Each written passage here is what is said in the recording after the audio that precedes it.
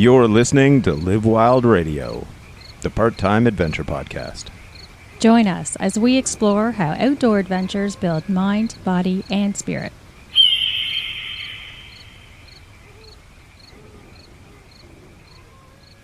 Before we get to the show today, we've got our first real partner sponsor, Great Lakes Girya. So Girya is the Russian word for kettlebell. They have kettlebells in stock, which I know is a big issue in a lot of places. Really high quality bells, the Russian hard style, that range from as little as 4 kilos up to 96 kilos. Really love the quality. Handles are great. The part that's great is we got you a 5% discount. So if you go to greatlakesgirya.com, if you're here in Canada or in the United States, it's us.greatlakesgirya.com. And use the promo code LiveWild at checkout. You'll get 5% off. And in addition to kettlebells, they have barbells. They have squat racks. They have dumbbells, maces, weighted clubs, chin-up bars, whole collection of gear. So don't forget, if you want to get in shape, don't count on the gyms. They keep having to close. So set your gym up at home now and save some money on it. So in our series of pandemic episodes where we are, instead of talking to people in person, we're talking to them over the power of the internet. Our guest this episode is similar to us in that he's got a podcast. So we're going to be talking to Wil Nelson from Becoming Human, his podcast about basically adventure, personal growth. He talks to a lot of different people, so it's yeah, from like writers to comedians or athletes, whether it be jujitsu or rock climbing. From what we've seen, it's all about becoming a better person and interesting, experiences along the way. And it's been really fun because I love it when you can focus on doing the things that you love, and then becoming a better person and being able to learn how to play with others, I guess, better, is a side effect of wanting to do the thing that you love more, right? And I feel like that really helps protect against self-righteousness. Well, let's go through, because when did you start your podcast? I started my podcast in 2015, and it was I was coming from a background of not having really any expertise in any area. And I didn't have any history doing any journalism or anything like that. So it was really uncomfortable for me, but I saw it as an opportunity to talk with people. So what compelled you to do that? Well, originally I was interested in what it was like to be homeless and what different demographics that you would find and how personal responsibility and personal choice kind of played into it. Curious, what struck you the most?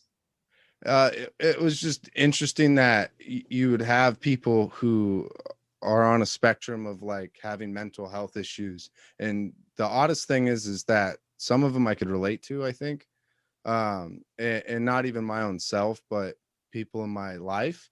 And of course on the spectrum though, and how intense you can relate to those kinds of feelings or experiences.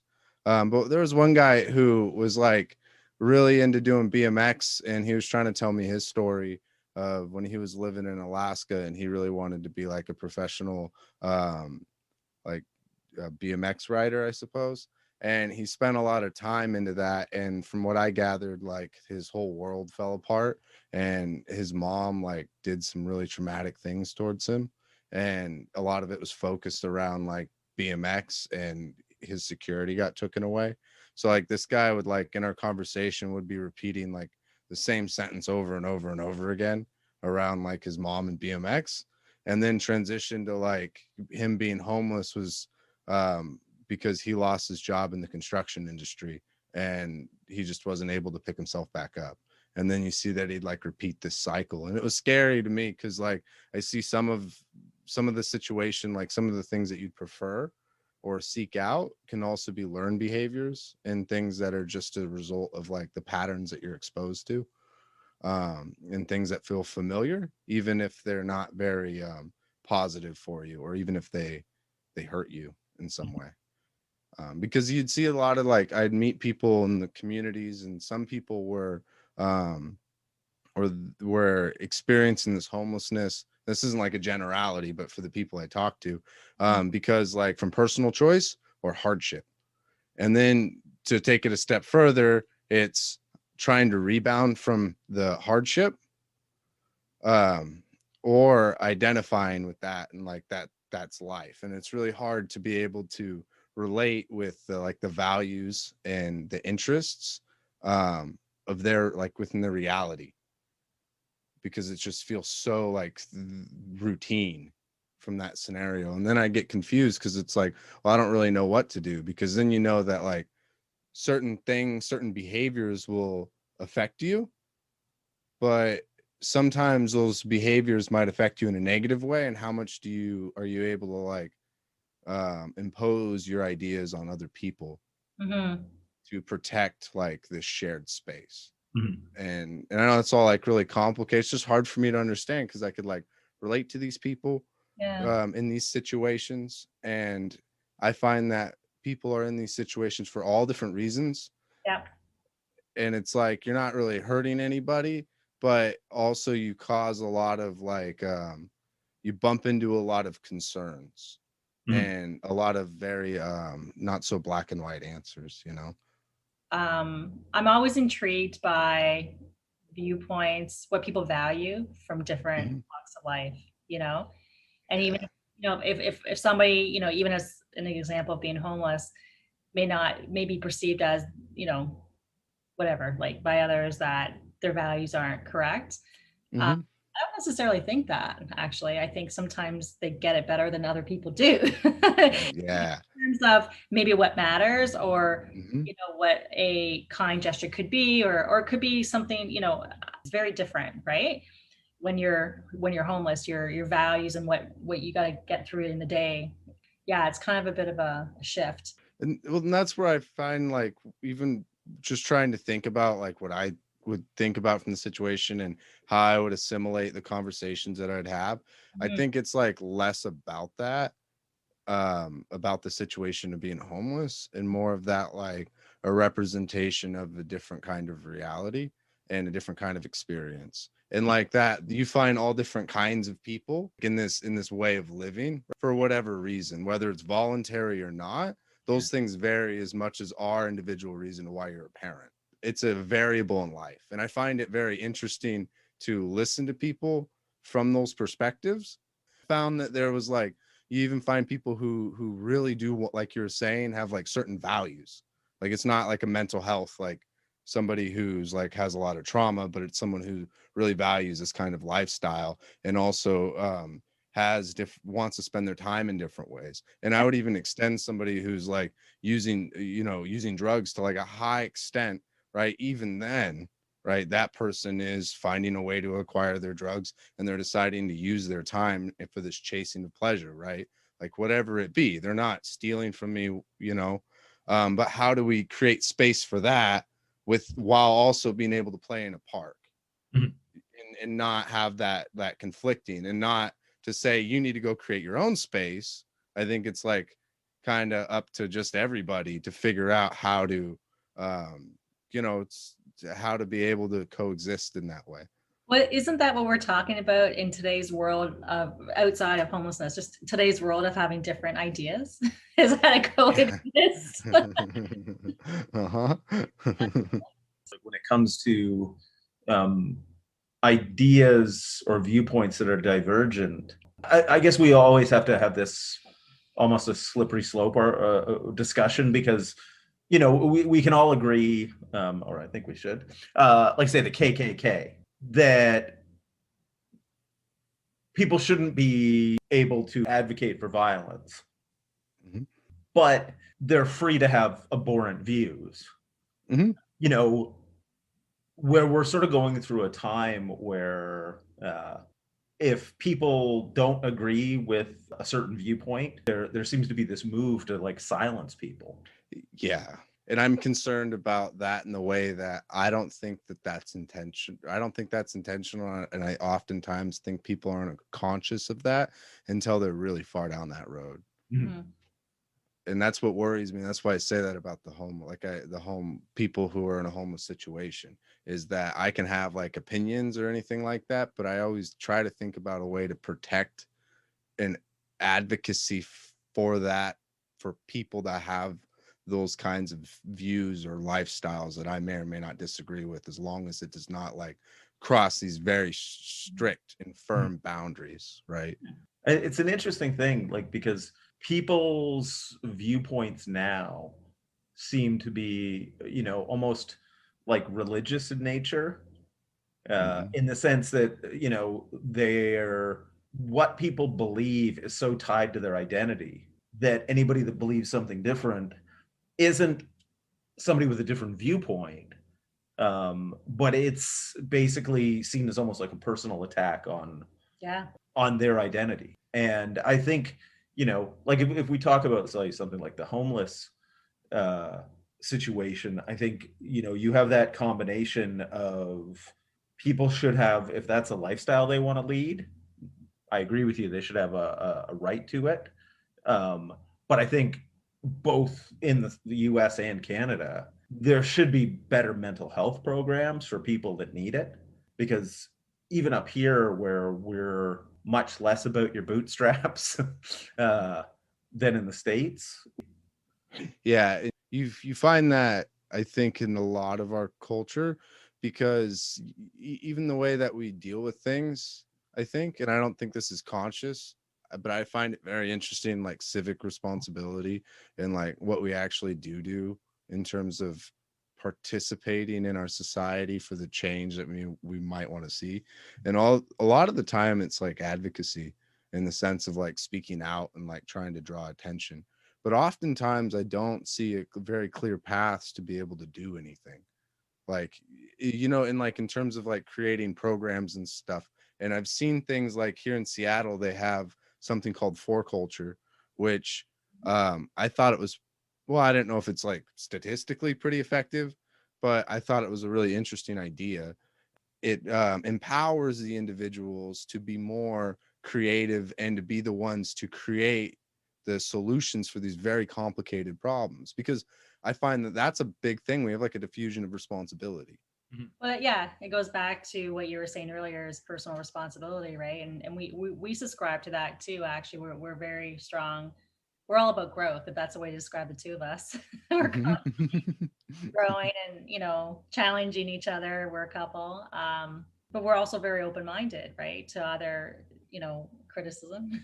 And I think that, that's something that society does struggle with, is they're very comfortable and sometimes they don't want to look at the mirror reflected back. But that's where all, going back to your podcast, I mean, I think that you become better people when you grow, and you assume that responsibility to do that and see what can I do to make a difference versus push it out on other people. Yeah, it's like that. Like, I found that out, or I found something out in martial arts and running and climbing. Each of these individual experiences have caused me to reflect on my own problems in the ways that I'm probably dishonest with myself in their own unique ways, because it's like it's really challenged my character.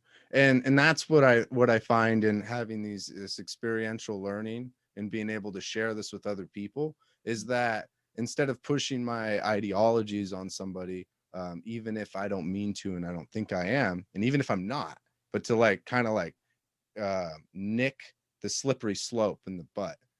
It's like, hey, let's go out and do this, and this is what working together, and this is what treating each other with compassion looks like, and this is what, treating each other with an open mind and creating space for one another and a safe, like we can have it in this situation and it can feel like good. Well, and I think too, you run into the thing where there's, you're talking about like the diffusion of responsibility. I think there's also almost like a nihilism that comes from not, and maybe it's just, this comes from like our societies, like being so many people, that Mhm. people don't feel that individually they can make a difference. Right, you can't fix the world, but you can fix your immediate surroundings, Mhm. or at least have an effect on them. Yeah. it's like, yeah, reframing on what you actually can control. And you realize that, like, starting with the small things that you can control, eventually you can get to the things that are out of your control. You know, you find that with a lot of these things when climbing and fitness goals, is that the thing that you can't really control is achieving like your overall aim, but what you can control is setting the schedule and the routine. Mhm. And it's just through that routine you will eventually get what you're aiming for, but it's through no fault of your own other than showing up, you know? Right. So I'm curious, like, what brought you to where you are today? Yes, what turned you into a superhero? Well, when I was younger, my family, they got divorced, and we eventually moved to Idaho. So we went from like the Bay Area in California to a town of 300 in North Idaho. Yeah, and it was wild. And she got in a relationship with this guy she met on the internet, and she only talked to him for a few months before moving out to a cabin in Idaho with him. And like, it was some very creepy stuff, but he turned out to be like really aggressive, and she left him. Well, she kicked him out of the cabin and took the cabin. um and at this property, it was like, the roads weren't plowed, and she drove like a Thunderbird. You had to chop your own wood and heat your own, or chop your own wood to keep your house warm. um and she's never done that before, so she'd have to park at the bottom of this hill and walk, like, a few 100 feet up this hill to take her groceries and stuff. And then there was a bear that would den at the foot of our driveway, just in the trees. It would come out in the summer and sunbathe in our driveway with our cats.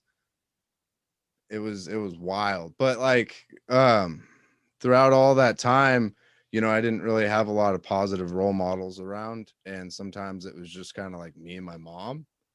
um and I felt like, I guess, like really like depressed and helpless and stuff.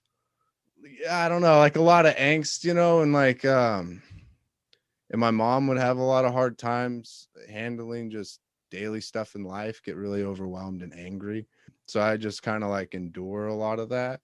But then I became a stepdad when I was 13, and then I got married when I was 17 and had my son. And then we got sober off of like everything when my son was born. And his mom was an alcoholic, and then we split up, and she just like really just dove deep into alcoholism. And even though I was like sober, I found myself having still addictive tendencies. Like, I'd eat almonds, and I was working in auto glass, and I'd have to, I'd install auto glass on cars, and I drive in like a pretty big area. I drive like maybe 4 hours out of an 8-hour work shift. And I would stop by a gas station every day and get almonds every time I get gas. And then I used to look for excuses to go to the gas station 2 times a day to go get almonds 2 times. And it was like, oh my gosh, man, you're not like, I was being pretentious and like snobby, like, oh, you're not doing drugs. Look, you're a good person. And like, to only realize that I was caught, and that it wasn't really like drugs. It was just my relationship to, everything, like the chatter in my mind, just getting obsessed. But I was still like bored because I had all these things, and my life wasn't really going anywhere that was very exciting. And I still had like problems inside, even though I was stable. And I saw how my mom was able to be stable while my dad and everyone around her would like be addicted to meth. And my mom would used to do meth, but she quit, didn't do it again. She had her little like situation, but it wasn't like relapsing throughout her life. Right. My dad relapsing throughout his life, my sister relapsing throughout her life, my brother relapsing throughout his life. And then me not really doing those kind of drugs, but getting into overdosing for other reasons, not addiction, just like ego. Um, so it was like a lot to think about in that way. And I saw my mom, though, that she was really stable, but she was like really hollow inside, and like I love her to death, but she just like would have, stress, like you get lost, not able to pay the bills, you got a lot of things to cook, and like it would just be war in her head. She'd be so frustrated, so much suffering, and like I just didn't get it. And I didn't get it because I thought it was like, oh, drugs, I don't want to, my dad makes me sad not being there. And like, I don't want to be like that. And then I'm like, oh, it's not really like drugs. It's like, wait, what's this like? How do you like, your relationship with yourself and the relationship with the tasks at hand? And I didn't really understand any of those things. But what I did know was martial arts looked cool. So I started getting into martial arts. And my son was 4 at the time, and I got him into jujitsu as well. And we've been doing jujitsu for about 5 years now. And that expanded out into learning everything else. And that followed the podcast is what introduced me to a lot of different kinds of experiences. And like these experiences have introduced me to more of who I am. And I didn't think that that would be a thing, because I always thought like, because I always am me. Like I'm a pretty out the get-go, a little insecure, thinks way too much about things, and like, cares what people think about him a little too much. But like that's always there. But it's like it builds, and I like learn more about the nuances of who I am. And I didn't know it was like meeting somebody. I always thought you just kind of know who you are, if that makes sense. So what have you learned about yourself? Well, I've learned that that I really base my value on how other people view me, and that I put the need to please other people as probably the highest priority, and I'd put my life at stake for that. And in fact, I have, like in like silly ways that don't matter, in like rock climbing or in jujitsu, like, I might be climbing something way out of my comfort zone, but like everyone's safe, and it's like emotionally I'm going through hell, or like in jujitsu, I'm literally I'm figuratively letting somebody kill me, like at everything, and win, because of like I'm just really stoked and interested on what they're learning. And it's like I'm not in a teaching environment there. I'm grappling with someone. That's a different situation, where when you decide, if you were to go to anyone and say, hey, let's play a game to win, and then all of a sudden you're like viewing it from like a helping scenario and a teaching scenario, that's a whole different thing. You didn't set the relationship up for that. And so the dynamics are completely different. They didn't agree to that, and I didn't agree to that. And like and I know that's like a little thing, but I think that's a big thing, because when that comes to competing, or if I want to go and like go snowboarding, or I need to go and like take a shower, I don't really put a lot of time into those things, and I can run myself ragged. I don't smell bad, but I realize that. So I learn I have to like catch myself, because in everyday life, it's not so intense, in jujitsu, like, I've gotten hurt doing stupid stuff, and just kind of like playing around and letting people, Yeah, I've got a few bulge discs in my neck from mine's a different one, which is too dumb to quit. When just went, good job, tap tap tap. But it's the same kind of thing where having that, because when you're rolling, it should be playful. Like you're trying, but it's one of those things where you should understand that there shouldn't be so much ego in it that you'd rather break than tap.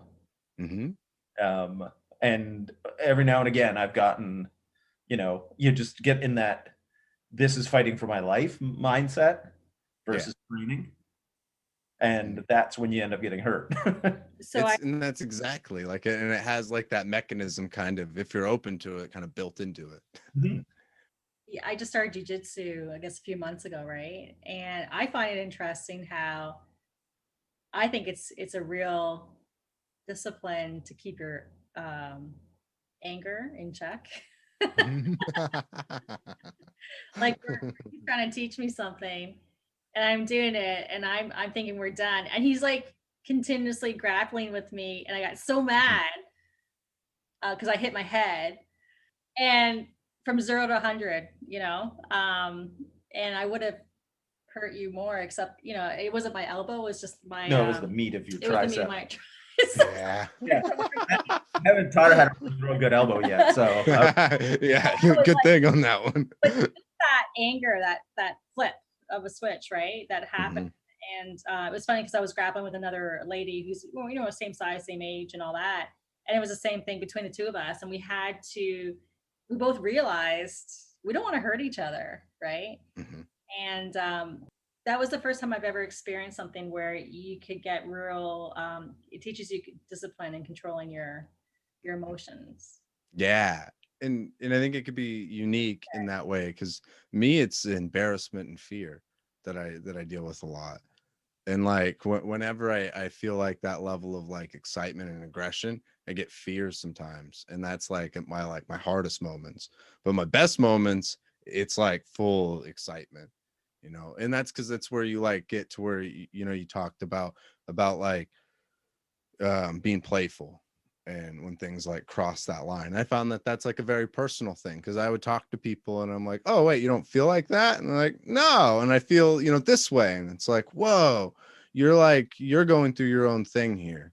Yeah. And I think, and we all are, and nobody's really directing that, but they are directing that this is the technique that we're doing. You know what I mean? You have to follow all of these rules, but it doesn't have to do with like what's going on in here. That's kind of left up to you. Which is good when you have the opportunity without hurting somebody to experience that. I think that's some good shit. Yeah, and when you have, especially in like good company, and if you have somebody who's has the ability, if the person is an uncontrollable variable, right? Someone new to jujitsu or somebody that you're unsure of, that other person can create the space for the most part so that they can have that experience too. Because I think about this a lot with kiddos like who are emotional and behavioral disabilities, and just people in general, right? Mainly kids. And if you fall on like the aggressive side of things, and it's like non-appropriate aggression, and the question is especially institutionally, but personally, like, what do you do with that? And oftentimes the answer is like, you are not allowed to do to participate in aggressive things. And I don't necessarily disagree with that, because that it could be very dangerous and you have to manage that carefully. But I also think that that's somebody who aggression it's not inherently bad or good. It's how you use it, and it's how you're taught to use it. And people could have been taught to use it in a bad way, whether they're self-taught or someone taught them how to use it like that.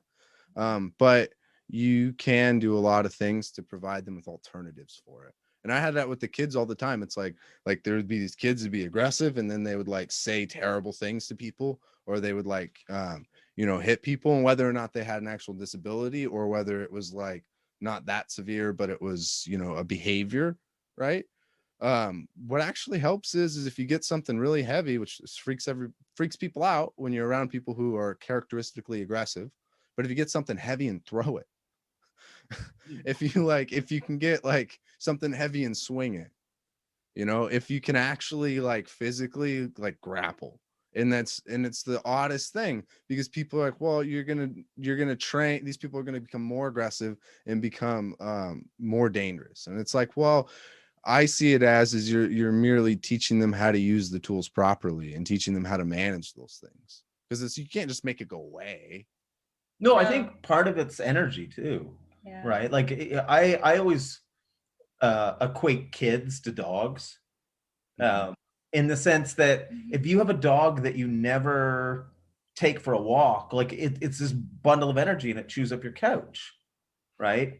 Kids are the same way, in the sense that if you exercise them, right, you find these outlets for them, so that then they're just not this like twitching ball of energy. Then you end up with like somebody you can actually talk to and reason with. And so when you have kids who are aggressive, it's finding some ways that you can burn off some of that aggression Yeah. in a safe and controlled manner, and then you can reach them, right? It's Yeah. the same as training a dog. Like if you had a spazzy Rottweiler, the first thing you want to do is work some of that energy out before you try to teach it to sit. Yeah, yeah. Yeah, you don't put it in a hold, or you don't sit on the dog, right? Like, because I've seen it escalate institutionally to pretty high degrees. And I get it, because if you have a very rigid goal and a very rigid process, you're almost kind of stuck in the situation. Mhm. And then I get, as like a parent and a person, which kind of goes back to what we're talking about, the homeless situation, which is it is true that you have to do things that you don't want to do sometimes, but where do you draw that line? And I think, like, sometimes I don't get worried, because people are really resilient, but like in terms of how I'd want to spend my life and how I'd want to like spend time with other people, I don't think we have to draw that line always as far as we do, at least institutionally, and like I mean, thinking about like in the school scenario that I had, it was very interesting, because it would, like, you would want a children to do work, and then you'd provide them with an extrinsic reward. And if from like with dog training, that's something that you do, right? And you phase it out over time. And so I completely agree with that. And it's a methodology that really works in, my own experience. But when it's only external rewards and it's completely disconnected from the activity in and of itself, like, I want you to do math. Why? Well, we got to watch a movie later. And it gets to the point where it's like, I don't want to watch these movies. I don't want to do math. And then it's like, well, we need to find another reason, another thing you want to do, so we can get you to do math. And it's like, okay, you want to play outside and do math. And it's like sets this like dynamic up that I find when I actually am learning as an adult, that I don't actually participate in. And I don't think that I would be very engaged with the learning process if I were. And this is sort of what you'll run into, because whether it's like learning, basic reading or arithmetic, or it's your fundamentals, right? It's the same thing like in jujitsu, or climbing, or any of these activities. There's a certain level of boring basics that you have to become at least competent in, right? It's essentially your choices are narrowed down because you have to learn these initial skills for the world to open up to you, right? Once you learn math, and understand the concepts, and once you learn how to read, even though you can keep getting better at it, all of a sudden the entire world's open to you, but you have to learn those fundamentals first before, it's one of those things where nobody's learning like funky sweeps in the rubber guard in their first class. It's okay. You need to learn how to shrimp. It's like sort of these little basics that are the building blocks of all your other things. Like I'm teaching Catherine and her kids how to use kettlebells. Yeah. Right, because obviously I love kettlebells. And so we worked out yesterday, and we actually just got like a 6-kilo kettlebell for the kids, and we're doing swings, but it's like you don't move well enough to do swings, so you're going to do this regression first, right? Teaching them how to properly load the hamstrings, and and like yesterday's workout, because it's a recovery week for us, is just 10 minutes of kettlebell swings, 10 minutes of push-ups. Nothing fancy. Yeah. Every minute you do a set for 10 minutes, and then on to the push-ups. But what you run into is with the kids, it's like they're having to learn the body awareness, right? Because nobody teaches that in gym class. So, okay, and you have to like teaching Catherine's daughter how to engage her core, like create the shield. It's like she didn't know how to flex her abs, right, and brace. Well, obviously if you can't do that, then you can't do all these other things. right? And I think that's sort of one of the things with whether it's kids or adults, but it's if we can convey to them when we're teaching, like, and this is whether it's you and me or teachers or whatever, how what you're learning is then the gateway, right, to this broader world. Yeah, it's kind of interesting because I was forcing my kids to work out with us at first for quite a while. And at the beginning, they're, especially my son, I think he has a lot more energy than my daughter, and so he was really, really excited, and so that was the thing. And then it became, because we were doing it 6 days a week, maybe not, maybe a little less excited about it, but they started to say, I don't want to do it. I'm like, no, you're doing it, right? So then we talked about it, and he was saying, don't force them, because if they do, then they may have this negative association to it. So funny enough, I said to them, you know what, guys, I'm no longer forcing you to work out with us. You're always welcome to. And they're like, what do you mean? Wait, what? They just like to complain. I said, no, I'm not going to force it. And I explained why. And, but you're always welcome to. And but we're going to continue. I only think they sat out once. Yeah.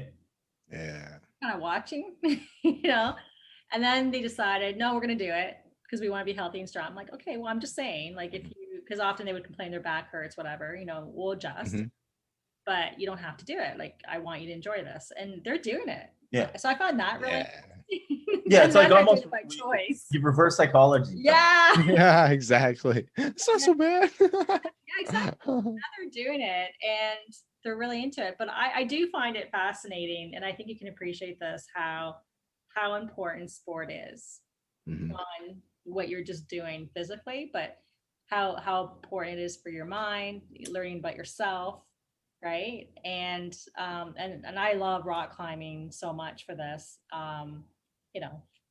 Facing fears, problem solving, there's so much that you get out of it, teaching you to go for it and surprise and all that. You're like, wow, I am, because I apparently leave a lot on the table. I don't know, I usually pace myself when we work it. I haven't yet reached that, and I'm reading David Goggins' book. You Can't Hurt Me, right? Yeah, Can't Hurt Me. That's a good book. Yeah, callousing the mind and all that. And I used to have my I used to have an 11-year-old student listen to the audiobook. Listen, the kid's curses way more, but I was like, oh, this will get his attention. He loved that book, because I was like, this is exactly it. Like, dude. Yeah. Well, and that it's a funny thing with finding the key, right? Like, in a sense, it's like there are going to be things that work, whether it's and I run into this because, like, I coach, so cues that work for one person, right? All of a sudden, boom, they're moving right. And then I use that same cue on somebody else, and it's like, no, like, spread your, push against the floor, push your feet apart, or no, knees out, or, whatever. And like, that are just sort of common cues, and it doesn't work.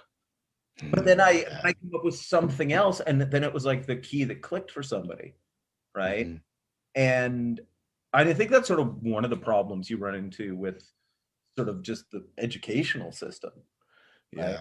Is that one teacher, right, with 30 students or however many in the class, trying to figure out the key for each of them. Yeah. Right. Because one of the things, and this is just sort of human psychology, if you've got kids that aren't interested in learning, like, or at least they're perceived that way, and there's going to be kids who don't care, right? Everything's a bell curve. If you're a teacher, like the ones who are sponges that want to learn everything, you gravitate towards that. So it's always kind of that tough thing of like figuring out how you because with school, it's not people being there because they want to be there. They don't have a choice. No. You know. And that's what I was kind of referring to. And that's what the biggest struggle was like, as an educator, because I've existed in both environments. I've been in an environment where it's kind of mixture, though, when it's a service that you pay for, but especially when you're a kid and your parent pays for it. Because sometimes your parent can make you go there, but often in case it's not that. But at least in my experience, anyways, is like these voluntary and involuntary environments, right? Or places to be, things you belong to. And I would educate in an involuntary environment in the public school system, specifically in a school that focused only on kids with emotional and behavioral disabilities, and then in a voluntary place, which is in martial arts. And that was very interesting in the dichotomy that you would see there, and the problems that you would bump into because of that. And that's where I was kind of getting to earlier, which is like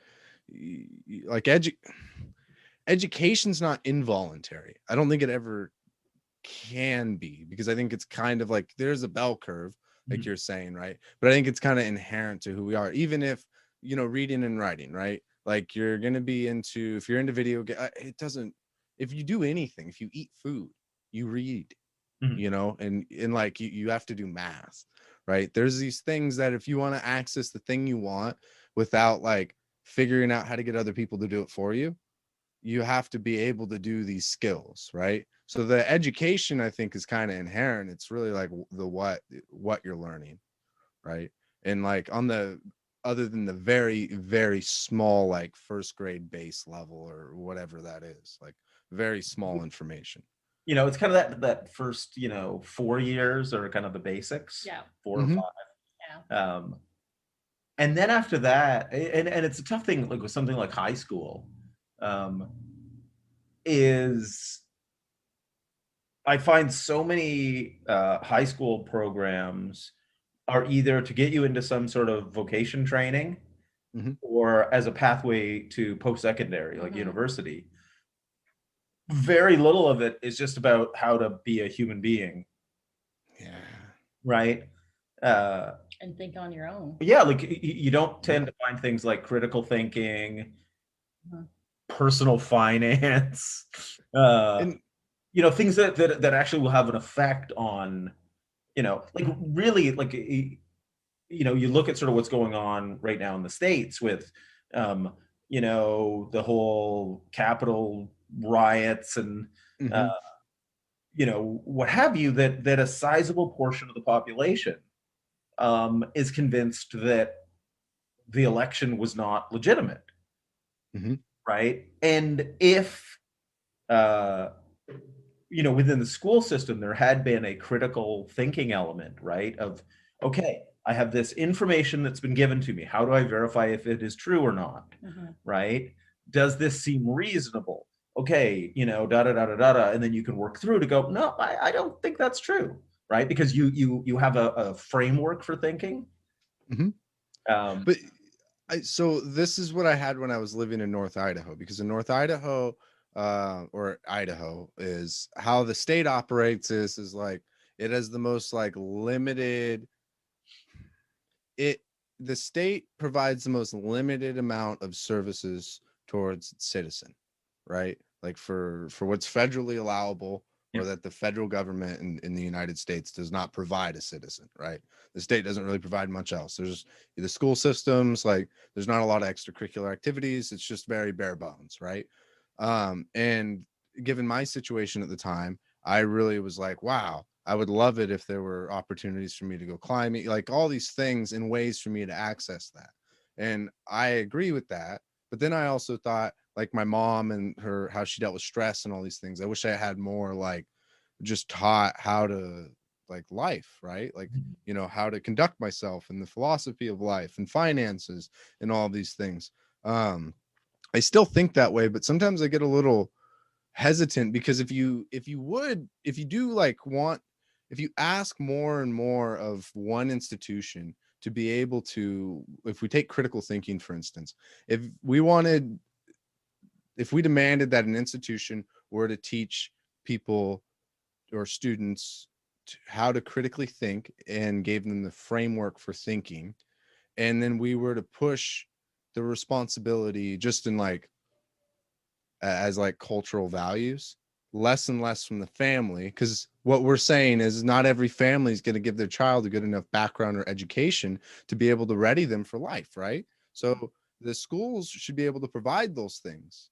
And you know, I've even experienced that, and I don't want somebody else to experience that. But then though, now you have all of the way that we view the world is informed by this monopolized institution that is funded by your like a government system, and it compounds the problem that we even have now, because there's like two things. If you don't have trust in your government, then that's going to compound the trust issue with government, right? And then the other one is if you do have trust in government, who delineates like how far we teach people in how they view the world, and like critical thinking frameworks and things like this, and like who determines that? Because each, as in the States, each district has discretion over like, or school district has discretion over what they teach to a degree, and you don't and so I don't know what that looks like. So if someone were to like, you know, you were to come in and your family were to have certain beliefs and you were to apply this critical thinking framework, you know, while you were in high school or middle school against your family's beliefs, that could be perceived as like a threat to culture outside of government. And I know that sounds kind of like crazy. I don't necessarily believe in that. I'm going to just put this as an aside so I don't sound crazy. My hope is that there's more private institutions offering access.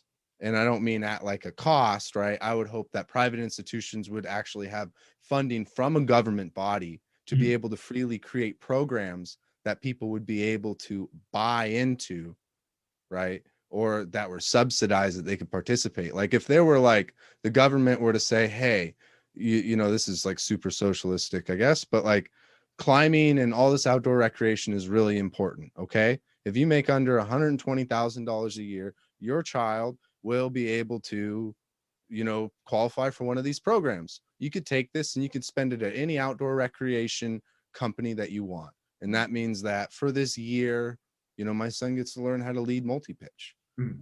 And that was, and I determined how I spent that, and my son determined how he spent that. And I know that we kind of got into the weeds there. I'm sorry. No, but it's an interesting thing, because obviously and this is always one of the things that I love, because like Americans and Canadians, we look similar, we talk similar, but we literally, because of sort of the different relationship, and we're not in love with our government by any means, but just to give you an idea, during the pandemic, more of our government programs were aimed at the individual citizens than they were at business. Oh, really? Like, oh yeah. Like how did that like, how did that work out? Like, we'll break it out for you. So when this all started and they had the first, I guess, lockdown. Within honestly, maybe a week of it happening, and they announced that we will give out how much? $2,000 a month for up to how long? 4 months? Because initially they did it for 4 months per person. Okay, for whoever's unemployed, and this included students who were supposed to have jobs. And basically they said, just apply. We'll deal with it later and they said what some of the guidelines were, but rather than there being a bottleneck and backlog of applications, they just gave the money and it was in people's accounts within like 2 or 3 days. Whoa. And then every 2 weeks. Wild. Yeah, they just said, we will, and they were pretty adamant saying, anybody that fucks around with us, we'll get you later. We'll get you later. Like if you commit fraud, we'll deal with you, but we're not going to slow down the process because of you. Oh, wow. We're going to get it in people's hands because they need it. Yeah. And it's been going. So they've extended, I believe I'm not as up to date, but they did that.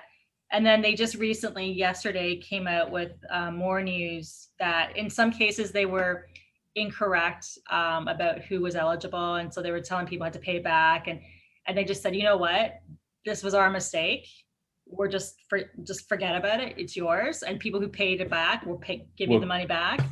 Oh, wow. Yeah. Yeah. Like, and so wow, that's cool. money here has also been more for small business than it has corporations. Yeah. And so we actually, in my line of work, I work with attracting U.S. companies to where I live to set up offices.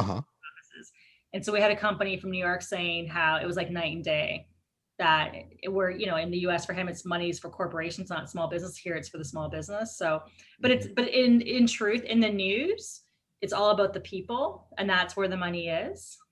And so you see that, like we're going. What do you think that like plays into the major difference in how that's executed, with it being like more small business focused, and then also with it being the money, you know, being with the people more and not being so divergent from that?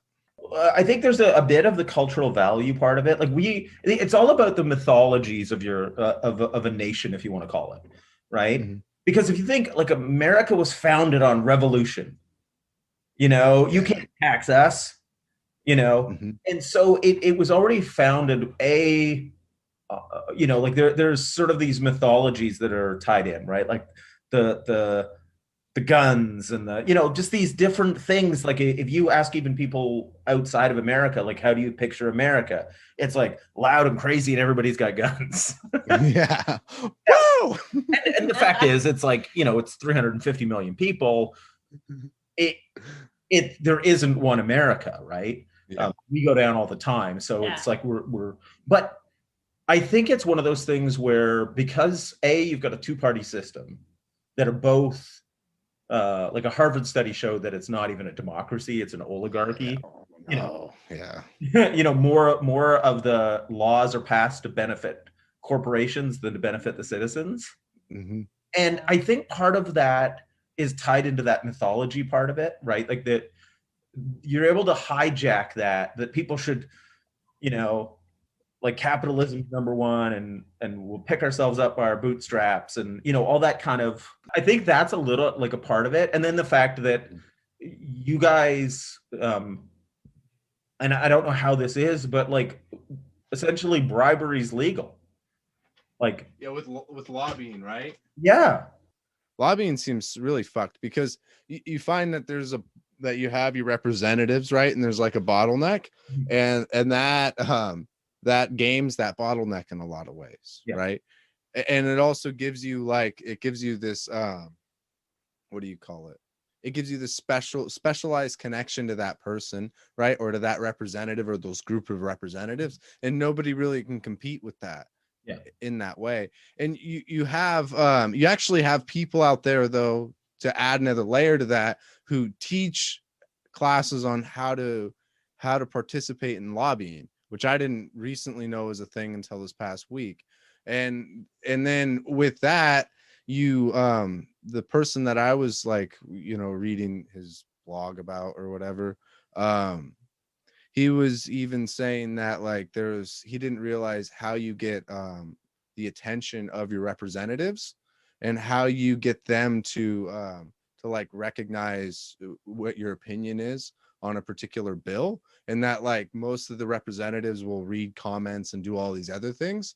But I realized that if that's news to me and how I talk to a lot of other people, and my like in common culture that I'm aware of, I don't know everybody and I don't know all different demographics, but throughout all of these, I don't really know of anybody who knows how to actively do anything in government or participate, or to actively like play a role in speaking with their representatives or initiating change.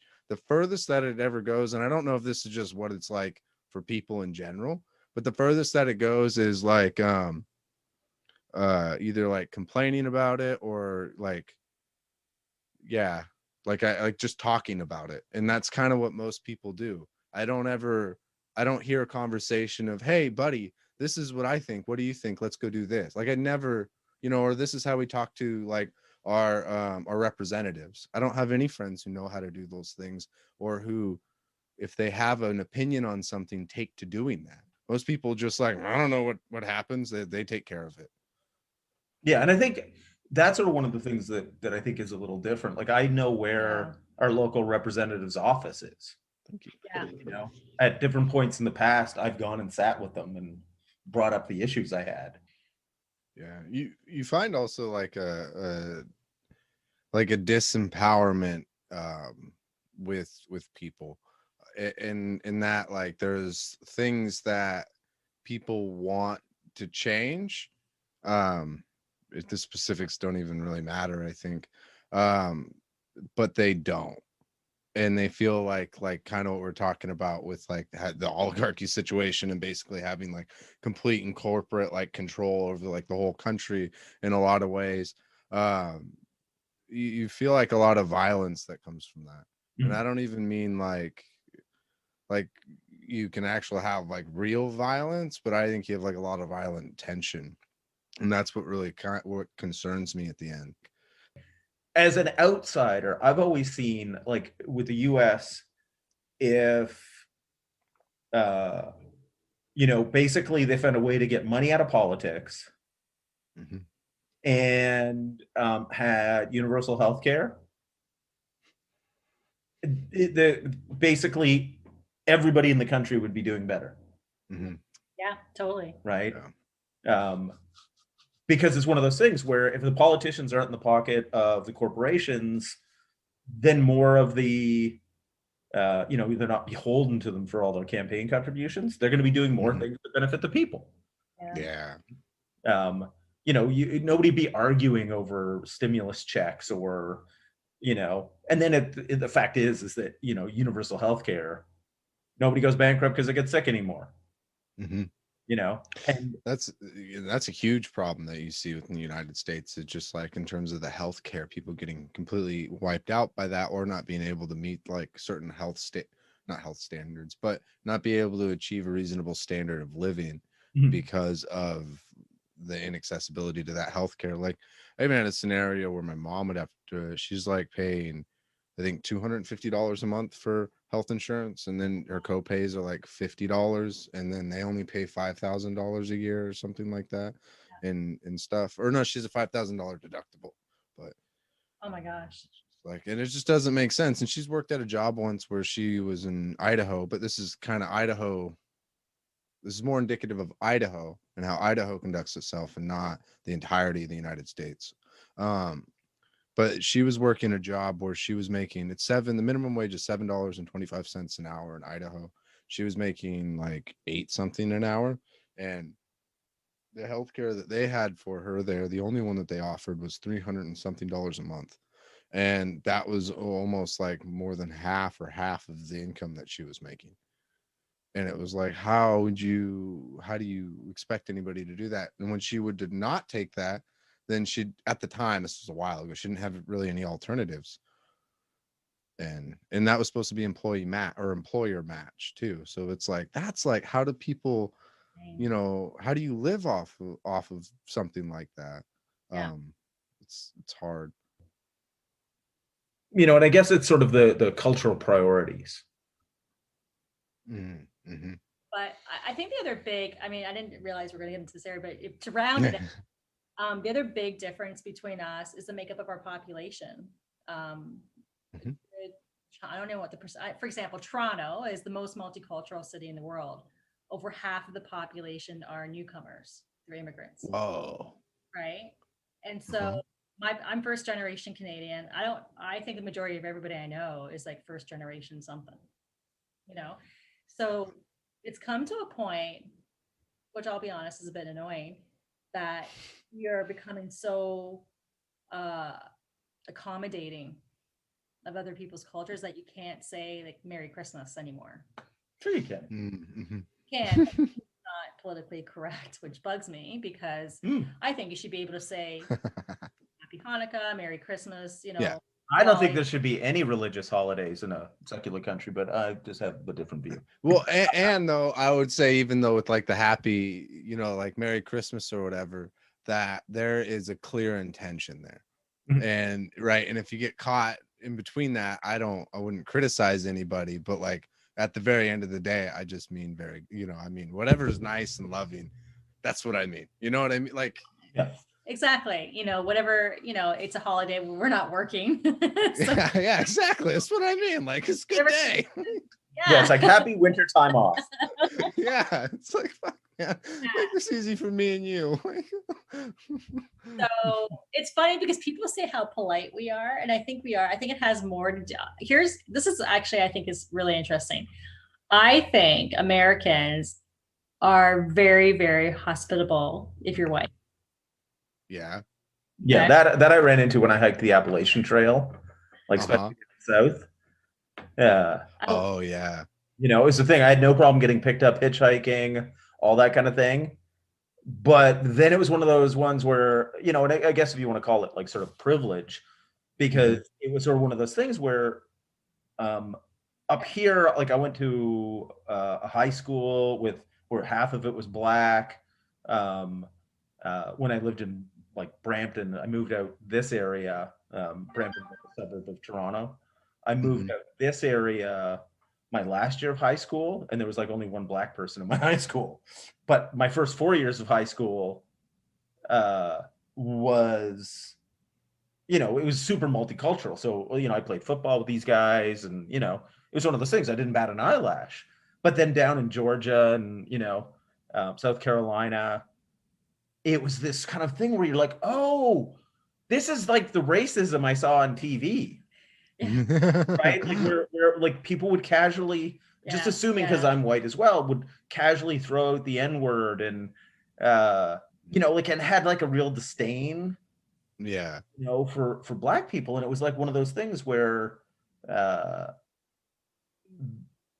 that's one of those, even to this day, like, because we go to the States for outdoorsy stuff all the time. Yeah. The Adirondack Mountains in New York are the closest mountains to us. So we drive there. It's like, 7.5 hour drive. And, we'll go rock climbing down and, like whether it's West Virginia or wherever. So it's this kind of thing where we find like Americans super, they're not as polite, like the quote unquote, like Canadian polite, sorry. It's but, true. but super friendly. So the point is that I think Americans are way more hospitable than Canadians. Like they will open up their homes and hearts. I remember I was in Atlanta and I had somebody walk out of the hotel down the street to show me where I needed to go. Like Canadians don't do that. They just tell you where to go, right? So, I just find people are just a little bit more laid back and just really, even I was an exchange student. My girlfriend she was my best friend from Oklahoma, just that whole BFF thing. Right. And you don't have that as much here. People are very tolerant of, very kind, but that's it. Like it's a bit of a wall, until you get to know them. But so that's a good thing for Americans. I think Americans in general, I found to be way more hospitable. I mean, we had for breakfast at our house with our family when we were vacationing. We were just passing through town. Yeah, just down in rural Arizona. Yeah, very sweet. Like oh, that's cool. We don't do that here. Something that is a common like pattern I see in people is that when you're not exposed to like differing opinion, perspective, experiences, like when you're not being flexed a lot in that way and what you're accustomed to, it gets really hard to maintain that flexibility, right? And a lot of that is masked as like fear and anger.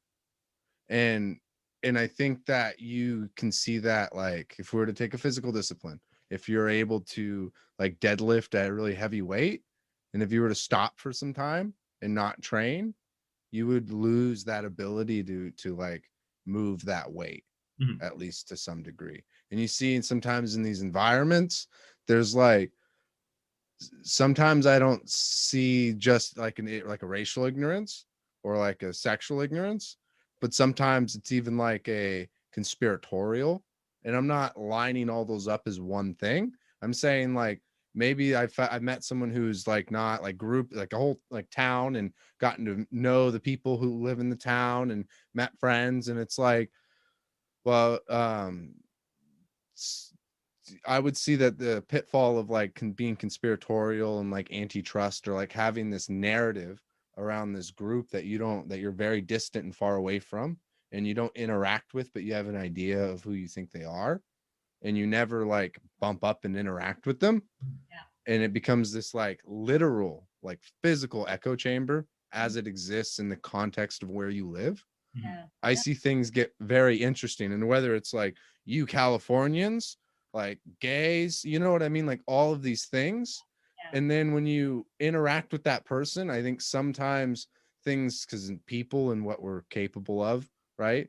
Because we're all of this thing that's going on inside of our minds, I think we can be capable of very terrible things as a result of very like base things, right? As a result of like fear and not knowing and all of that, right? Because I'd even look at like, I know there's people who are like, I would say good people who've done bad things, you know, and perhaps like very murderous things. You know, if you look at like Nazi Germany, for instance, am I going to say that everyone who committed an atrocity there was just an inherently bad person? Or did they start acting out terrible routine or make terrible behaviors routine and then become unrecognizable to their former selves? Mm-hmm. And did some people instigate that and co-opt whatever was going on there? And that's the thing that I get really scared about here, because what you see is more of an indication of like some of the pitfalls in some of the mental health issues in our society. And I would say echo chambers are kind of one of those in a lot of ways. Yeah. Is like a mental health thing. Because I think it's normal to push yourself into like try new things and to, you know, try different kinds of lifestyles and leave your home, or like don't drink if you've been drinking for a while. Don't drink coffee if you've been drinking coffee every day. Write with your left hand, even though it's uncomfortable with your right hand. Like, do you know what I mean? Like it's like a philosophical thing to where like there are things that make you uncomfortable. How do you conduct yourself? Whether it's like people, thoughts, or activities. And it literally can go all the way down to like, and I'm not saying that racism and writing with your hands like the same thing, but like literally to something similar to that though, where it's like you can write with your right hand. Why don't you try writing with your left hand and get good at that? And usually what you have, I don't have time, and like it doesn't feel good. It's not fun. Like it's going out into that fray, and you get that from climbing and all that stuff. But so I have found and so insulated communities, and formerly where I grew up, I was very much that. So I agree with you. And I think that's why you see a lot of that happening, you know, whether it be technologically speaking, echo chambers, what they follow or where they live. Right. Mm-hmm. But I think nobody changes to go outside of their comfort zone unless they have to. Well, unless they've hit rock bottom, or, you know, like I was a very different person when I was married versus now. You know, I was almost 40 pounds heavier. I had a different lifestyle. You know, I was probably acting my age or or older. Now I'm not. I'm more mature and whatever. But the point is that, you know, that was comfort. And yeah, you know, scary. Your life shifts and it's scary. How do I survive? Right? Where do I go? Who am I? I've been 20 years down this pathway, right? But then you start facing those situations, not always by choice. And I feel like that's where growth happens, right? And maybe everybody, right? Well, because I think you basically there has to be resistance, which is what causes the discomfort. There has to be resistance for you to be. It's like muscles, right? They don't grow without you forcing them to. Mm-hmm. And it's the same for personal growth. So then fundamentally you run into the thing is, are you going to voluntarily you know, subject yourself to discomfort, right? Which makes you, you know, the captain of your own ship, so to speak. Or are you basically going to, and when you would subject yourself to it regularly, like anything, you get good at it. Or are you going to only be subject to it when life blindsides you, right? Where you're ill-equipped to deal with it because you've had no practice, you know? And that's where I think these forms of recreation are so beautiful, because it's a way to voluntarily accept the things that in any right mind you wouldn't want to ever experience. Mhm. Right? And you form new neural pathways when you face a fear voluntarily. Yeah. You become And and then everything else, your whole world shifts, or how you look at your viewpoint on your lens of the world shifts, and you can handle and be more open-minded and confident. and then you can have like things in your environment that would continually reinforce those things. I always think of it, it's like we have volcanoes here, right? And like if I was someone who had like insecurity things and not super inflated ego, but I could go and climb these, you know, and like teach myself how to do it safely. And now every day I have to drive like over 100 miles to not see that, to not be reminded of that experience again. And that wasn't some abstraction of why I should feel these ways. It was something that organically emerged in the process of it. You know, well, I really think it's one of the cool things that we both run into, is when you kind of both with, say, our podcast, right? Because you're exposing yourself to new ideas when you're talking to people, and then subsequently when you have a practice of uh, subjecting yourself, whether it's physical things, whether it's, the psychological state that comes from physical things. Like you might be on a climb and the climb itself is not making you stronger, or might not even feel, it's not like you're completely gassed or anything like that. But, you look down, it's the environment and circumstances that create sort of the inner turmoil. Mm-hmm. Or you're rolling with somebody in jiu-jitsu, right? Like they're all these canvases that we paint on in the real world that also then have this incredible internal component. Mm-hmm. you know And it doesn't take somebody to define whatever you have going on with you to be able to help you deal with it. Mhm.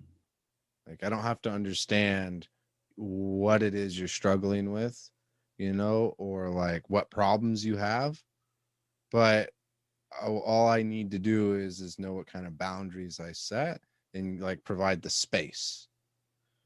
Because I even have kids, we learn this in teaching, or I learned this from my jujitsu teacher, is that like when you teach a class, or when you teach anything, it can be hard sometimes not to take it personally, but it's not a personal endeavor. Like I deliver, jujitsu technique, I deliver this class. Whatever you get out of it is your own experience. Mhm. And if you're like, I'm confused, I didn't really learn anything, that has nothing to do with who you are as a person, right? And that might not even have anything to do with the quality of what you're teaching, right? You can, and like, to what could be hard is as someone facilitating that experience is like, oh, what did I do? Oh my gosh. Oh, are they going to come back? Like all these things. But the real thing is like identifying whatever was going on with them, and then identifying what went on in the class. Did I repeat like my cues? Did I offer different cues? Did I do everything in my power? And what you come to with the conclusion with sometimes is that um, people are allowed to be confused. Mhm. Like not even sometimes, it's just period. Like you can show up to something and not really understand, and be confused, and then show up again and have your experience. Like I don't have to jump in and save you from this experience to take you on its directed path. And I found out that through watching other instructors and my own experience, that actually makes it that escalates the situation. And usually you're best to like make it like what you're talking about with the kettlebells, Catherine, like kind of making it an emotionally okay experience to show up to. Mhm. Really, like it's like, it's okay, show up next time, that's fine. And that's what I find actually helps. But the not helping is starting to detail and talk about and focus and like it seems to escalate the person and take a few steps back. Yeah, because it's one thing if you're teaching something and then somebody asks some clarifying questions, but you also run into the thing when you're teaching, especially like in an ongoing basis, like a jujitsu class would be, or when I'm working with a coaching client, you run into the thing where we're conveying things we took many years to learn. Unless you're sort of like a physical savant, a lot of times you don't pick it up the first time either, so it's that kind of thing where it's understanding like the learning process is not like a linear progression up. Like it's basically like a kind of an erratic stock market. Yeah. It's trending up. But a lot of times, you run into the thing where you've conveyed a bunch of information, and now like the elves in the back of their brain have to have time to digest it. Yeah. Right? And process it. And then the next time they come out, they don't understand even why, like, because they're just as confused, except for they can do the thing now. Right. And they're like, I don't, what? Okay. Because it's almost like, you practice something and you suck at it. You go away, you've done nothing in between, you come back and you're better at it. Yeah. Right. It's like it's like there's like the processing power under the hood needs time to put it in the memory banks or something like that. Right. And then they come back. And it's, as I tell anybody when they're starting out, whether and this just goes with anything, because I get so many people, it's like, well, I do that, but I'm not very good at it. It's like, yeah, of course you're not. You've never done this before. You're gonna suck. You got That's part of it on your side. But it's always a strange thing, because why would anybody expect to be any good at anything you've never done before? And that's where the thing is like when you in these abstract environments and doing these things that are not visceral, right? It's like it's really hard for that to show itself rationally. But I find that in these experiences, you like, because you can know that, right? Like conceptually, you could say like, of course, you've never done it before. Why would you think that you'd have like an intermediate skill level or something like that? Why do you think you could just do this without like thinking about it and stopping and all these other things? Like, or why do you think you could remember it at all? It'd be really hard to do. But the emotional side, the irrational side of it is persistent, right? And like I find it with people, certain people in particular, like certain personalities or what have you, narratives, like very persistent. Like no matter what you do in terms of like explaining it away, changing the ways you explain it and all these things, it's just not like they're just frustrated, right? And then but what I see is the thing that consistently wears away the patina, consistently wears away the patina is showing up and trying. This because like I've like literally seen someone completely like shutting down and having meltdowns in jiu-jitsu, right? Mainly a kid. And you see that that happens, and then they like lose the ability to participate or something, and then they come back to next class without talking about it again, right? Without a reminder of what it had done. And then you watch, like you said, sometimes good day, sometimes not. And then you see an escalation like in a few classes, later. And you realize like, if you look at the big picture, that was actually a little less than it was before. And so for this person, their like learning process and what they're not, able to do is to be able to be emotionally stable and participate. And it was like, for them to even start on this other one we were talking about, they had to get there emotionally. And like, and it's just so odd because I didn't have to understand what was going on with them. I just had to at least like, tolerate it, but not tolerate it and all that other, set my boundaries so I could teach the rest of the class and help out this kiddo. But so, Will, you were saying earlier that, sport, I think you said it was jiu-jitsu that you got into first. Yeah. What did it do for you, and why do you think it's so important for other people to really dig something like that? I think it's really important because I realize that we all have this personal narrative inside of our head.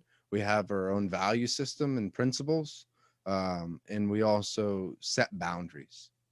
And the reason why we do those things are often very set in stone or very hard to change, right?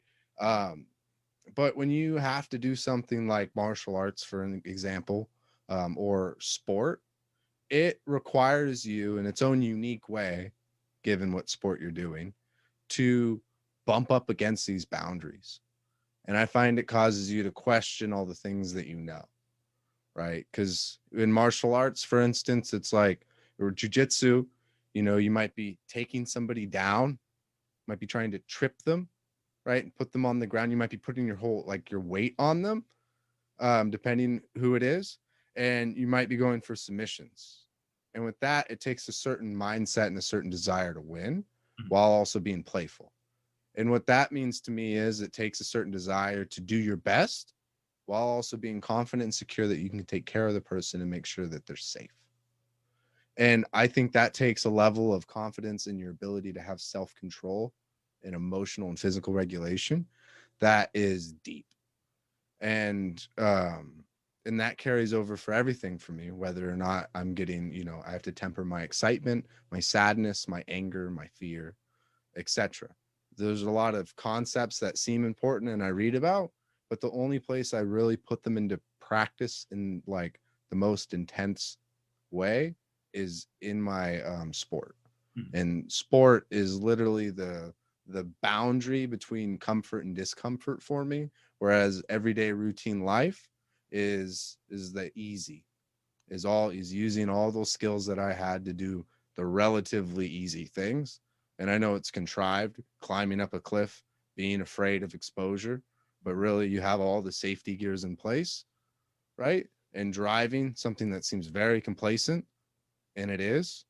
No, not much safety gear, got all the airbags though, and I can't mitigate that very much. But that climbing teaches me that, I should actually be a little more self-aware when I do drive a car with my son, because there can be a little more risk, but it's worth it to do these things. And then also when I'm going to work, I really need to be here with like a full awareness. If I'm afraid to confront somebody at work or confront somebody in my life, that fear is a lot like exposure for me. And then I'm able to work through that the strategies I've used in exposure to deal with that. So, yeah. I like that. Sharing your feelings can sometimes be like exposure on a wall. Yeah. Oh, absolutely. Like it feels like the most. I feel it because I got over my irrational fear of heights, but I feel it's almost like wind, just going past your body and it's not comfortable. And it's cool because I find that like the things that are memorable are either like really bad or really good, like those things that almost create like anchors, where like what you're saying, even just thinking about like wind going across your body, right? If you could like associate that and create an anchor with a feeling and even a place, that's powerful, like for your whole life, because you can continually defer back to that. And the more you defer back to it, I find the connection with that anchor becomes more and more powerful. And like, it's that in my everyday life, or even going to a workshop in a class and learning this, while that's a way to learn like these skills for life, but being up there on the wall, right? Or whatever it may be, maybe even competing in your local tournament, those moments are very like memorable, but not in the bad sense. Well, not all the time. In the good sense, like you could literally push the ceiling of your life really, really high with these experiences, and sometimes accidentally really, really low. But Well, I think that's one of the things, though, and it's what we hope to get at when we talk to people, and hope to live is, rather than living a life that's just like a flat line, right?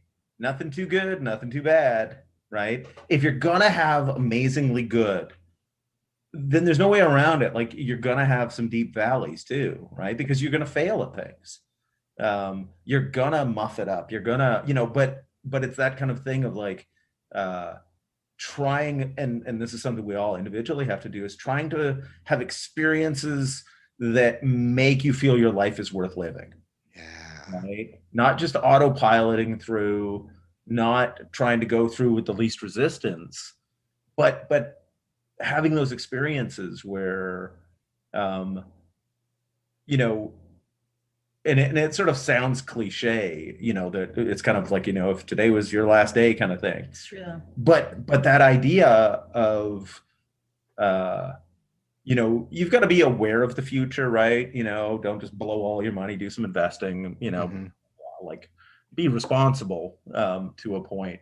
But it's that kind of thing of like, don't, you know, stress on the past, you know, in the sense of, you know, beat yourself up over what didn't work, and don't obsess about the future. Right. But like live in the moment, like the experiences you're having, be there present fully. And you're like, oh, okay, this is, you know, because you know when you have them, because you're like, this is living. I have faced some pretty big fears in the past year.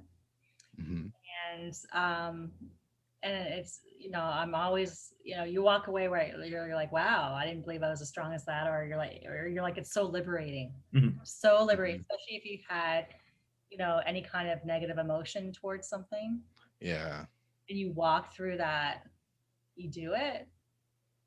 It's really liberating. It feels powerful. It is. Yeah. And like those, and I see those things like are real opportunities to make life like more interesting, you know. Is like if you take anything that you're, you know, afraid of or feel a little bit like uncomfortable about, and you just play with that a little bit, like it's so much fun. I think about that in yoga, because yoga is interesting in that like it's another practice in type 2, you know, fun in a lot of ways. I will if you're doing a back bend, especially for me and for anybody like not very good at it, right? Maybe it's like this when you're not good at it too. It'd be cool.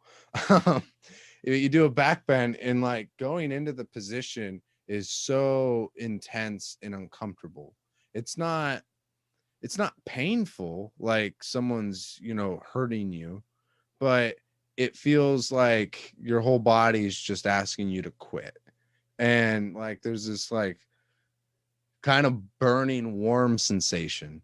And there's sometimes where I find you can disassociate with that and just like feel all this like warmness and this like heat, I guess, that's building up, and not attached to the emotional side of that, and not having the thoughts of quitting and the obsession of I want to be done, or the lamenting on the discomfort. When you hold that, the real like, why would you do that other than like, you know, if there's a health benefit, right? I find that it's really gratifying and very fulfilling to bind myself up and then to release. And you find that it's like right when I go and I lay down from that back bend, that release that I had from that tension I just generated is like one of the most like just pleasurable experiences that I ever feel. And it's weird because it's like, for me personally, I know it's different for people, but like I get it a lot through back bending. But you think about it and it's like what you guys are talking about, except the other way, which I think you get that through most of these activities though, is that you're pushing down to come up. You know, and I get that through running and hiking, but maybe I don't really like those things as much as I think I do, because sometimes it's like that, where it's like I'm pushing down, I'm like, you know, making myself feel so much dysphoria that once I've finished this, or I've gotten halfway through, I like pop through the clouds and I feel just like the sweet release of all of this accumulating tension. Yeah. Sounds like sex. Yeah. That's what it does. Yeah. It's kind of what it feels like too. Yeah. Well, but I think one of the things you run into is just that underlying thing of like, if everything is just level, you don't appreciate it, right? Yeah. You appreciate relaxation as the absence of tension, right? Yeah. You have to. There's a reason why, you know, in Eastern religions, the whole yin and yang, right? Mhm. It's that balance. If you're all like order, you're all, um, you know, everything is perfectly structured, uh, you know, it's stifling, Mhm. right? And then on the other side, if everything is chaos, that doesn't work. Mhm. But nothing is more alive than walking that tightrope between the order and the chaos. Mhm. And you know, like this is such a mundane thing, but like nothing will make you appreciate just a hot shower than being on the trail for a week Hmm. and not having a shower. Yeah. Right? Like, Yes. whereas we all shower every day, right? Like, or you know, you hop in the shower, you don't think anything of it. You know, you don't a normal shower, you don't luxuriate in, Mhm. right? You don't appreciate it, right? It's the same with anything. Like by denying ourselves things, we appreciate when we have them. By suffering, we Doing hard appreciate things. Yeah. the absence of it. Well, pleasure's in between pain and pleasure. Yeah. But in a controlled context, that might be fucked up. You know what I mean? In a natural context, it's beautiful. Mm. Because I think about this a lot. It's like if I want you to change, and it's like, oh, wait a minute. Like if I were to like create a scenario to move, because we all want people to move in this direction that's a little better, right? Or I might want you to grow like my son, right? I might want the best for my son. But if I tried to instead of find whatever experience he was into, if I decided to take this into my own hands and I drew out and planned this like this practice to facilitate these experiences, right? Like very intentionally, Mhm. and to put him through discomfort, not like we're gonna go hiking. I don't mean that. Like I mean like literally like put him for discomfort just as a means to an end. That would be terrible. And I think that, or maybe that's my opinion I'm putting onto that, but it would feel like you're imposing suffering onto somebody. But in a sense, There's the key to it is for it to be voluntary. And that's what I'm saying is like in these scenarios, when you do things that inspire people Yeah. to move into that direction, that's when it is beautiful. Or not beautiful. That's, well, I think it's beautiful. It's when it's beautiful, it's inspiring, it's like it's an amazing thing, right? And you would hope that more people get exposed to that. But Yeah. putting it into a very like clinical environment, like I don't think that's entirely wrong, but do you know where I mean? Like that's where I try to encourage like finding that passion and having these kinds of Well, experiences. it was like the kids in the working out, right? Like they were really starting to hate it. And all of a sudden I took that whole you have to do Mhm. this away. And immediately they got back into it. Yeah. I was surprised. I wasn't expecting that. And I think it's a couple of things. Like I think when people do hit rock bottom, they have no choice but up, right? So they're looking for something. But otherwise, like you with your podcast and ours, you know, ours with what we're doing, sharing other people's stories, you know, that it Yeah. can be done. And that's what we love. Like we love people that have really dig something and they're living a life that's meaningful to them, that they're growing, that brings them joy, right? And Yeah. share that because I think too many people are on autopilot. They're Mhm. living by society's norms and cultural values and expectations that really aren't their own. Yeah. And that's where I found was beautiful is because like talking about more people's stories seems to be so effective because whatever you get out of the story is just whatever you get out of it. Like you're inspired and you create your own plans and move forward. And I think the more of that, and you could say, well, that's not like, what about all the people you don't inspire? And it's like, well, you know, as you find people who make it through in their own ways, mapping that out will account for more people who don't fit in to the narratives that have already been on display. And I think that is a lot more enjoyable and has a much nicer feeling to it than trying to impose the best way to live, right? Well, and to bring it full circle, like really what we're talking about is it's that empowerment of the change that you can make, right? Because Mhm. you know, we talked about like trying to you as an individual trying to fix global warming, you recycling plastic bottles isn't going to do shit. Yeah. You know, so you're like, oh, I can't do anything. But this, where it's like, if you can influence just one person, right? And well, let's actually treat it like COVID, right? You need to be able to infect more than one, right? So let's say you can infect two people, and each of those affect two people, right? It's that kind of thing of like it's Contagious, yeah, it's Yeah. within your, and we all understand, disease, incubation And periods. It might take a while.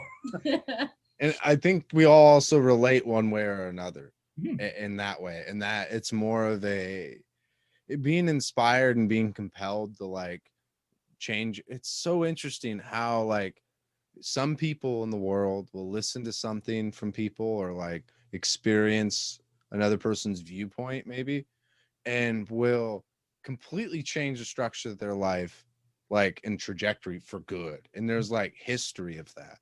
And that's very interesting because sometimes it's not how that person just clearly affects everyone.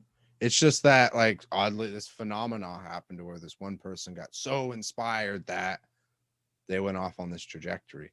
And it's so hard to like predict it. Do you know what I mean? Well, and that's why it's that kind of thing of like, our mission for ourselves is just, rather than try to tailor our message to what we think is going to be popular, it's just be authentic to ourselves, and basically, you know, you stick with it, and you're going to have an effect. Yeah. Right? It's not that we're trying to change the world. We're just trying to like think of it as like a giant ship. You just want to nudge it. It's not going to do a U-turn, but it's going to slowly move over, right? Yeah. It's sort of putting that little bit of momentum in what we think of as a positive direction, right? If it can be giving somebody a tool, giving somebody an idea, even just giving somebody else a platform to get their voice out. Yeah. Yeah. And you see it's consistent in like the learning environment in that way, because it's kind of like it's all that you need is the ability to show up, and yeah, you can help so many people in that way. Yeah, and I think that's in a sense, that could really be just sort of the message of this whole episode, which is just show up. Yeah, exactly. You know what I mean? Like whatever it is. Yeah. Like 90% of it is just showing up consistently. That happened. That's how I work out. I just show up. Yeah. But there's like physical and mental showing up, right? Yes, Both of the mental follows, but if I can physically show up. Yes. Now it's hard to not show up when I have a kettlebell in my living room, right? Yeah, exactly. It's always there looking at you. Yeah, over it. So. And then it's hard to not mentally show up if you start juggling kettlebells. Oh my god. Turns on the fear response. Now. We haven't done any juggling yet, but doing like transitions. Yeah, that took me so long to even be comfortable, because of just like if your body is not adapted to be able to handling that kind of load, and then also doing the hip hinge, what you could do on your shoulder, and then what you could do on your lower back, right? If you haven't scaled to that, it's just that always seemed dicey to me, unless you're working with really really low weights, because of that throwing. Like I've even had a throw where you like throw it and it's like the kettlebell is not at my end range, so it's here, and if you don't have the movement pattern, if you were to do something like that, that could be really painful, right? And that might not be smart. Then you're trying, right? You're not practicing a movement in that way. It's one of those things with kettlebells. If you're doing any juggling, do it outdoors. Yeah. And if you've misjudged, just get out of the way. Yeah, exactly. That's easy to do too, easier than what it seems like it would be. Because even when you like, there's the one where you throw it up and then you catch. Like that one's pretty easy to throw it out of the way too. I was working with my son with that, and it's just like every time you catch, it's just move forward and go back. It's not really going to go behind your hands and backwards. That'd be crazy. If you must be like throwing that, but yeah. But that's why like you run into the thing with any of the kettlebell stuff. It's all progressions, right? Like, it's one of those things where basically you don't do snatches if your swing is shitty. Yeah. Like it's all little baby steps. And so you're not going to juggle till you can do snatches for 10 minutes. That's one of the things I loved about calisthenics. And I always thought that about, so calisthenics and yoga, if you do them at the same time or, like in the same training cycle, I just realized that like they're very similar, except one's almost like a dynamic flow that incorporates a lot of the calisthenic movements other than pulling, of course. One of them's static, but then it also changes, like it fits different ways of learning things. And it reminds me like the kettlebell. But when you learn anything, there's this there could be this dichotomy. In yoga, you have flows, right? And you have like a whole series. And in that series, you can scale it. And then over time, you can scale it upward to make the flow harder. But the same components are all about the same. And in calisthenics, you have like, it's so type A in my opinion. And I have this with a lot of like kettlebells as well, is like, you have to build what movements you do. Like you're not following a prescribed flow. You're like, I got to do squats. I got to do deadlifts, like all to the T. You're managing every little bit. And then you're isolating them individually and incorporating specific rests there to be efficient. And like, it feels like a similar aim, but in two different ways, like in it. And I always think about like kiddos that I'd work with, where you have some kids who are like, they rather like clear and simple and never changing. And then the other kiddos, this is a gross generalization, but the other kiddos who are like always changing, not so clear and simple. And you'd see like a divergence there. And I could see calisthenics and yoga, like, fulfilling those gaps. And I found it in kettlebells, because kettlebells, like, you got a program, right? Unless you get a coach. And that takes like all this really cool information on like, well, what's important to learn for strength and conditioning, and then go off on that whole rabbit hole. But yeah. Well, that's pretty cool. So where can people find you? You can find me at becominghumanpodcast.com and on Instagram as Becoming Human Podcast. Yes. And of course, all the podcast apps and places you get them. Yeah. The iTunes, the Google Plays, the Spotify's. You can get ours, you can get his. That's where you get them. So thank you very much, Wil, for spending a couple of hours with us. Yeah. Thank you, Catherine and Winston. I appreciate it, guys. Cheers. All right, cool.